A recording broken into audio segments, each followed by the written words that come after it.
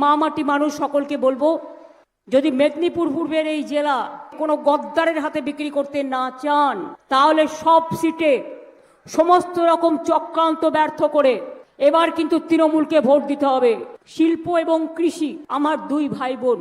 সুতাহাটা আগেও আমাদের এমএলএ দিয়েছেন, কিন্তু এখন দুর্ভাগ্য একটা পার্টি এই মেদিনীপুর জেলায় নিজেদের লোকেদের সব ডেপিউট করেছে এবং তারা বিজেপি পক্ষ হয়ে কাজ করছে।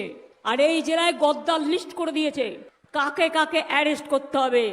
আর ইলেকশনের পরে তুমি নিজেকে সামলাও, অনেক কেলেঙ্কারি করেছো।